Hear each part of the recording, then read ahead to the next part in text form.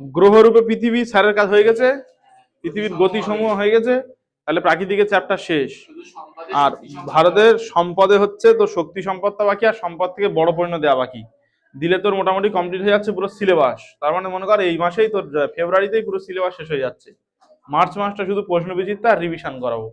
মানে ওই দুটো চ্যাপ্টার দুদিনে আমি পুরো বুঝিয়ে দেবো, পৃথিবীর গ্রহরূপে পৃথিবীটা আর পৃথিবীর গতি সময়, দুটো চ্যাপ্টার দুদিনে বুঝিয়ে দেবো, আর বাদ বাকি সময়টা ওই রিভিশন করিয়ে করিয়ে যাবো। ঠিক আছে, পরের ডেটে তোরা যে সম্পদের চ্যাপ্টার থেকে বড় পরিণত করা দিয়ে দিনে খাতা ধর।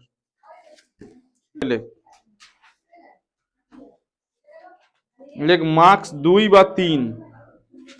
আচ্ছা, প্রথম যেটা বড় প্রশ্ন মুখস্থ করবি একটা চটকাবো থেকে লেখ, প্রথমে প্রশ্ন লেখ 2 নম্বরের আর 3 নম্বরের জন্য। খনিজ তেলকে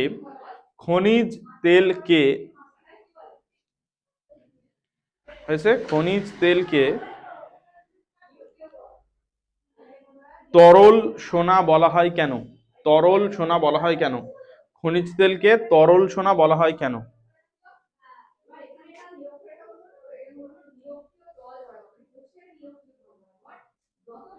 হয়েছে খনিজ তেলকে তরল সোনা বলা হয় কেন? ঠিক আছে, পরের প্রশ্ন লেখো জলবিদ্যুৎকে সাদা কয়লা বলা হয় কেন? জলবিদ্যুৎকে সাদা কয়লা বলা হয় কেন?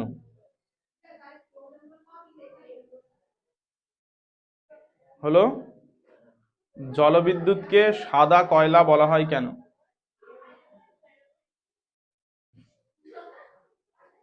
আচ্ছা, জলবিদ্যুৎকে সাদা কয়লা বলা হয় কেন? ঠিক আছে, 2 নম্বরে ওই ঠিক আছে ওইগুলো। আচ্ছা, তারপরে লেখো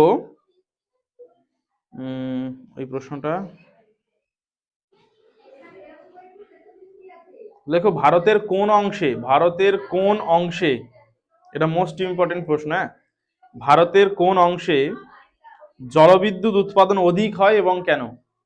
ভারতের কোন অংশে জলবিদ্যুৎ উৎপাদন অধিক হয় এবং কেন?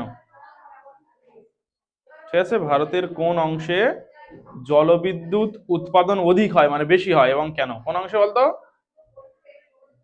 দক্ষিণ ভারতে জলবিদ্যুৎ উৎপাদন বেশি হয় এবং কেন সেটা লিখতে হবে। ভারতের কোন অংশে জলবিদ্যুৎ উৎপাদন অধিক হয় এবং কেন? এবার শুনে নে একটা জিনিস বলি, যদি এই প্রশ্নটা ঘুরিয়ে দেয়, দিল হচ্ছে দক্ষিণ ভারতে জলবিদ্যুৎ বেশি উৎপন্ন হয় কেন, প্রশ্নটা এইভাবে দিতে পারে, তাহলে একই উত্তর হবে, কিন্তু একটাই উত্তর। ঠিক আছে তো? আচ্ছা, পরের প্রশ্ন লেখ। না না, ওখানে কোথায় আছে দেখো। পরের প্রশ্ন লেখ হচ্ছে খনিজ তেলের ব্যবহার লেখো। খনিজ তেলের ব্যবহার লেখো। খনিজ তেলের ব্যবহার লেখো। অল্প প্রশ্ন দেবো আমি, এর মধ্যে থেকে দেখবি পরীক্ষায় পড়ে যাবে। খনিজ তেলের ব্যবহার লেখো। ঠিক আছে, খনিজ তেলের ব্যবহার লেখো।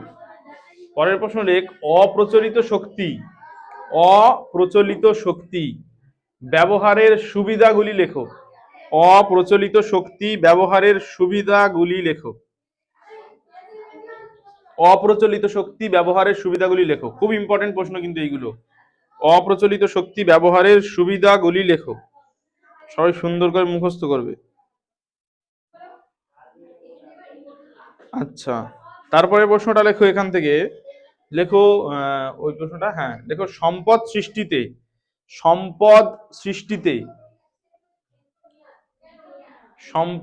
সৃষ্টিতে মানুষের ভূমিকা আলোচনা করো। মানুষের ভূমিকা আলোচনা করো।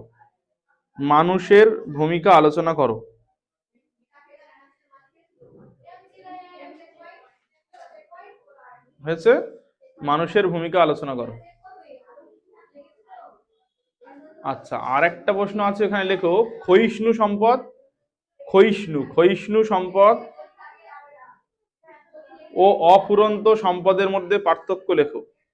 ক্ষয়িষ্ণু সম্পদ ও অফুরন্ত সম্পদের মধ্যে পার্থক্য লেখো। ঠিক আছে, ক্ষয়িষ্ণু সম্পদ, ক্ষীয় অন্তস্তস্য পেটকার মধ্যে ছয়দন্ত হস্য। ক্ষয়িষ্ণু সম্পদ ও অফুরন্ত সম্পদের মধ্যে পার্থক্য লেখো। আচ্ছা, আরেকটা পার্থক্য তোমরা করে রাখবে, এইটা লেখো হচ্ছে যেটা প্রচলিত আর অপ্রচলিত শক্তির পার্থক্য লেখো। প্রচলিত আর অপ্রচলিত শক্তি পুরো লিখতে হয় না, শুধু লিখবে প্রচলিত ভিএস দে ভার্সেস অপ্রচলিত, ব্যাস পার্থক্য হয়ে যাবে। প্রচলিত ও অপ্রচলিত শক্তির পার্থক্য লেখো। ঠিক আছে? সম্পদ সংরক্ষণের পদ্ধতিগুলি লেখো। সম্পদ সংরক্ষণের পদ্ধতিগুলি লেখো। হয়েছে? সম্পদ সংরক্ষণের পদ্ধতিগুলি লেখো।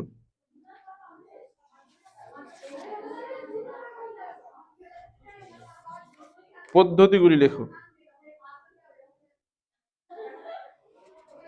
হয়েছে? সম্পদ সংরক্ষণের পদ্ধতিগুলি লেখো। হ্যাঁ, গচ্ছিত আর প্রবাহমান দিয়ে দিচ্ছ আমি।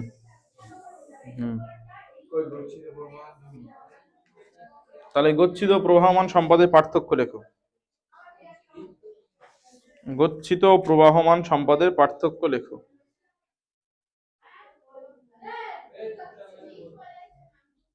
হয়েছে? গচ্ছিত প্রবাহমান সম্পদের পার্থক্য লেখো। আচ্ছা, আর 2-3 নম্বরে একটা প্রশ্ন দেবো, সেটা লেখা হচ্ছে তোমরা কি বলে জানো ওটার, মানুষের জ্ঞান হলো প্রকৃত সম্পদের জননী। হ্যাঁ, মানুষের জ্ঞান হলো প্রকৃত সম্পদের জননী, ব্যাখ্যা করো। মানুষের জ্ঞান হলো প্রকৃত সম্পদের জননী, ব্যাখ্যা করো। ঠিক আছে? প্রকৃত সম্পদের জননী ব্যাখ্যা করো। আচ্ছা, এইবারে ওই কতগুলো পার্থক্য তোমরা একটু শুধু জেনে রাখতে হবে, সেটা হচ্ছে কি পুনর্ভব আর অপুনর্ভব সম্পদের পার্থক্য জানতে হবে একটু। ওগুলো আমি ক্লাসে বলে দিয়েছি, পুনর্ভব আর অপুনর্ভব সম্পদের পার্থক্য। আচ্ছা,